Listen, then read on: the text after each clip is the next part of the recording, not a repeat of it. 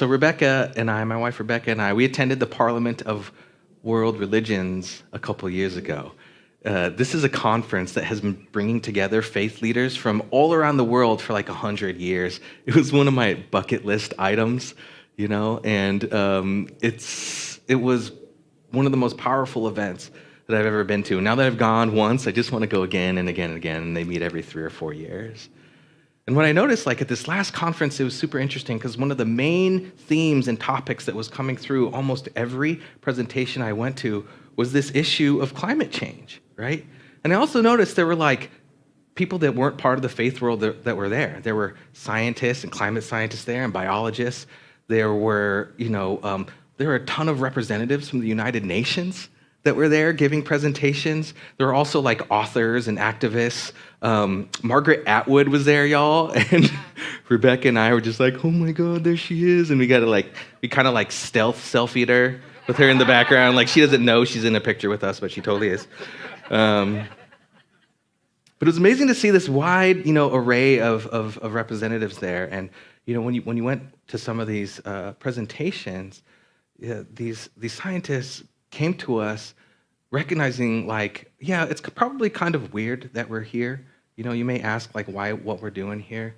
And what they came to realize is all of the work that they are doing, all of the science that they are discovering, just presenting that data isn't enough. That they realized that they needed to come together with people in the world that can help influence culture and that can help that kind of transformation happen. There's this Gus Spieth, who is the former dean of the School of Forestry and Environmental Studies at Yale. He's been widely attributed to saying these words that I think really captured what these scientists were saying to us.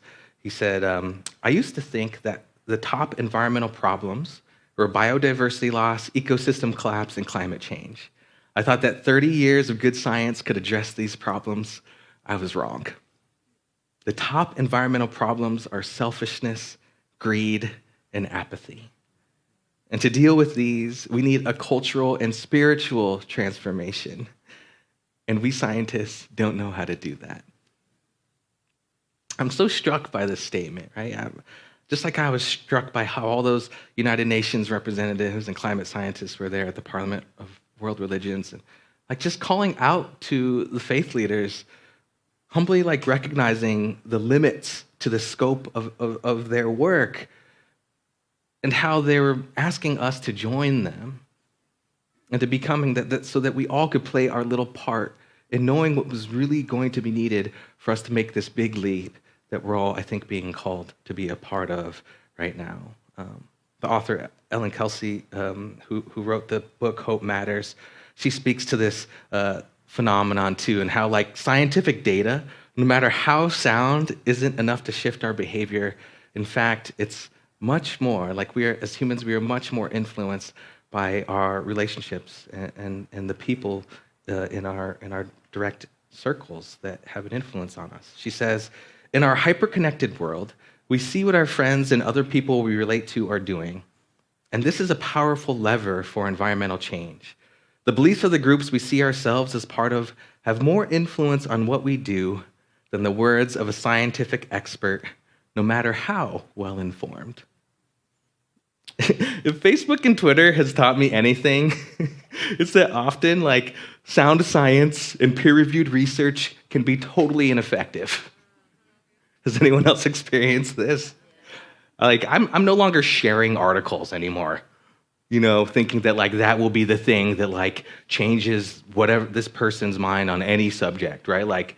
That's not going to do anything. It actually may even drive a wedge between us a little bit more. So I'm not doing that anymore. I'm not trying to prove you wrong with all of these articles, no matter how sound they are.